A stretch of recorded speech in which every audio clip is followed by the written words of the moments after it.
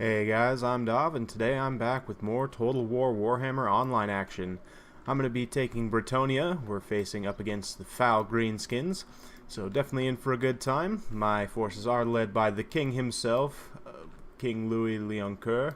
Very, very good stuff. Of course, he's got the regeneration, he's got Blessing of the Lady for 20% physical resistance, Beloved Son of Bretonnia, which, sometimes I'll cut this, just because if Lowen's at minus 50 or less than 50% leadership, you're already having some major problems. So I don't know, I decided to bring it this time. We've got Stand Your Ground as well, and the Lion Shield for some missile resistance in case of a gobbo firing line.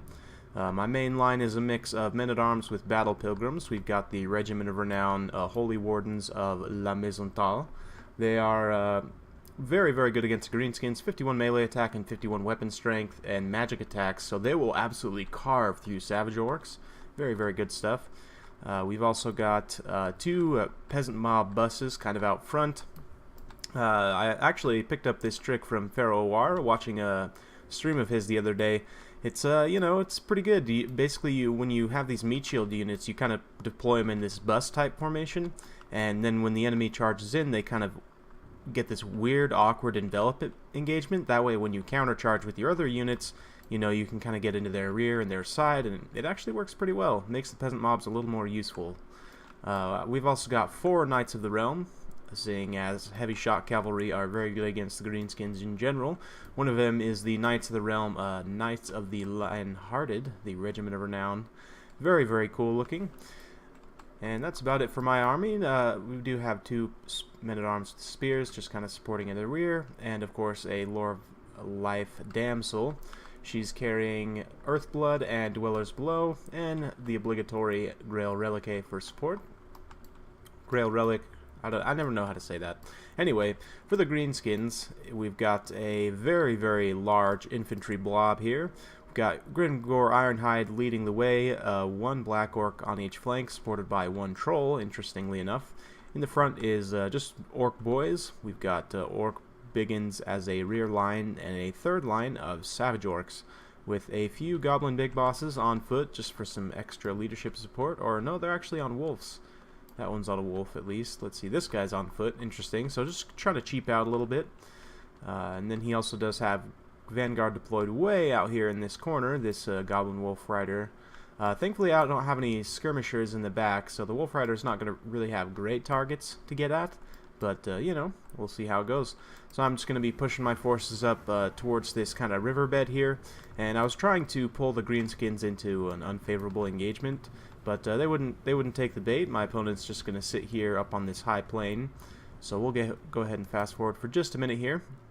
I decide, you know what, let's go harass him a little bit, seeing as he hasn't brought any mobility that I can see, and even the mobility that he has brought is going to be a wet fart compared to these heavy knights.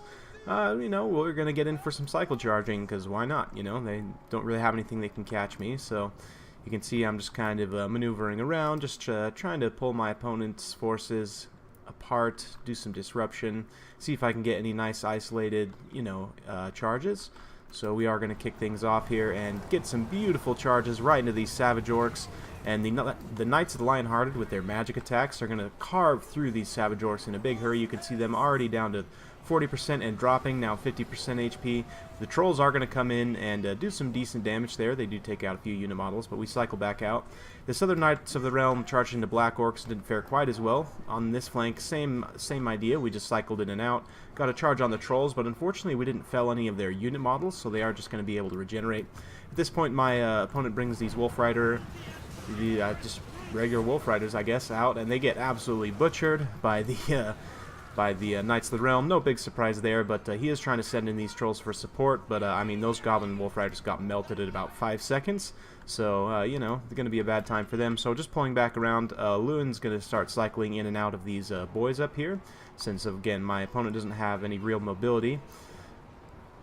Over here, I am going to leave him in for a bit long, but that's okay. He's got the regeneration and decent melee stats, so he's not going to die immediately.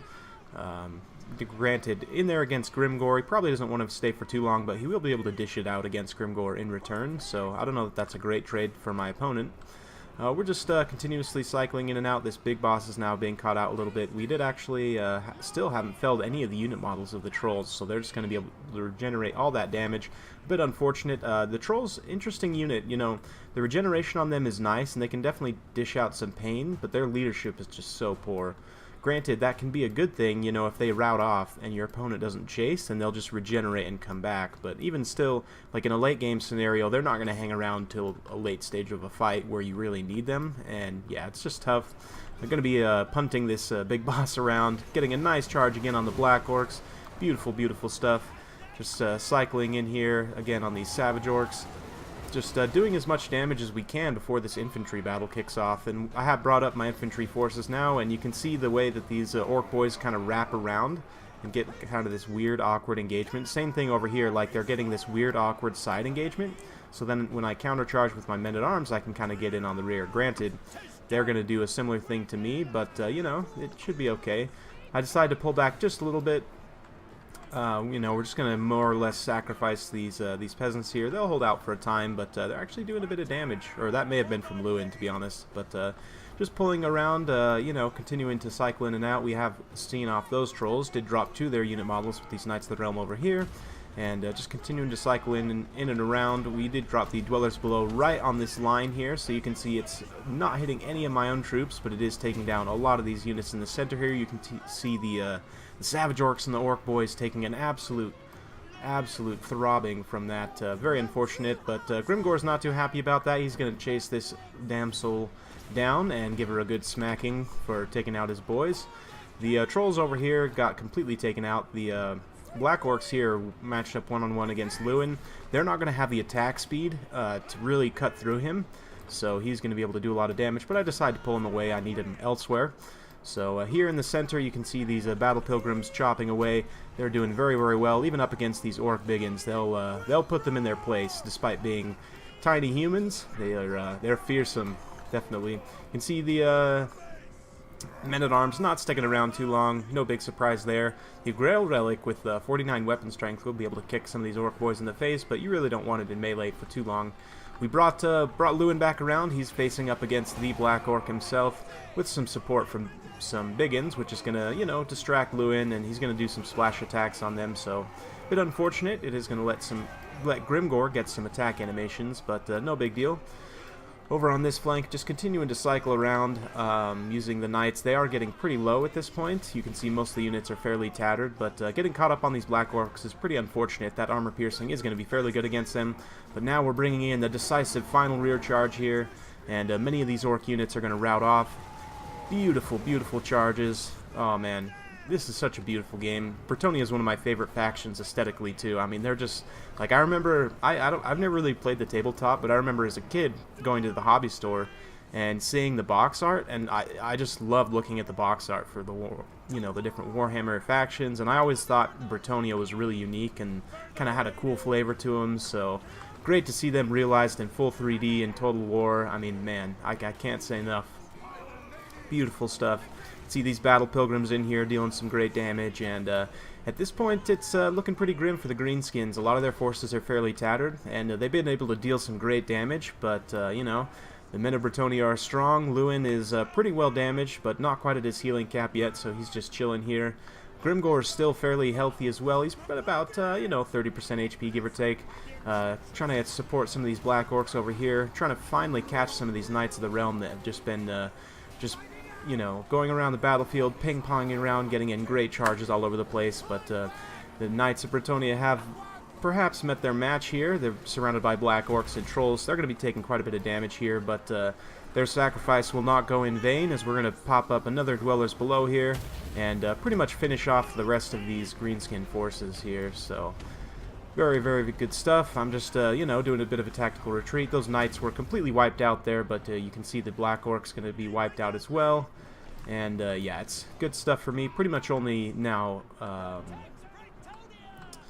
Grimgor remains. This flank just got broken by another rear charge. You can see the last of the Greenskins going down here. Big Boss is trying to get away, but you know, it's not going to be enough. So, very well played to my opponent. Very fun battle. Hope you guys enjoyed watching that. You know, it's interesting to see the Greenskins go so infantry heavy against Bretonnia, because there's no doubt they will win that infantry fight. But you can, as you guys saw, you know, with the support of the Knights of the Realm, just the lack of, you know, or biggins or any kind of real mobility that could match these guys, ended up not working out too well for him. Louen picking up 51 kills is pretty nice. He did quite a bit of damage to Grimgor as well, so good stuff there. 83 kills on the Holy Wardens. These guys are absolutely great against the Greenskins. You can see 122 on these Knights of the Realm and a Chevron. Some great kills. 77 on these guys, 54 here. So, yeah, definitely heavy shock cavalry against the Greenskins is the way to go. And Bretonnia has some very good shock cavalry, so good stuff. The two peasants, you know, they managed to survive, didn't get too many kills, but, you know, that interrupt was nice. I didn't get a great engagement, but, you know, it was okay. The men-at-arms getting 58 kills is not bad, actually. That for their cost, that's actually pretty decent. And, you know, these other ones didn't get too much, but you don't really expect them to do very well, all things considered. So, for my opponent, the Orc boys killing a lot of peasants, same with the Savages and the Biggins. You know, they definitely mopped their way through quite a few peasants. The Black Orcs, actually, I don't remember, I don't think they had these chevrons to begin with, because they got quite a few kills on those Knights of the Realm, you know. Cycling in and out of Black Orcs is, it's one of the few ways to kill them if you don't have any armor piercing. Like, I didn't really have any real armor piercing outside of King Louen. You know, the shock cavalry can do it, but you know, mid-tier shock cavalry like Knights of the Realm is going to have a hard time. You know, they're going to take losses for sure, so good kills on those Black Orcs. The Trolls, you know, they got some okay kills, but in the end, you know, their poor leadership is just a major limiting factor for these guys, so hope you guys enjoyed watching. Definitely enjoyed playing that. If you're liking the content, like and subscribe. I appreciate all the support, and yeah, we'll see you next time.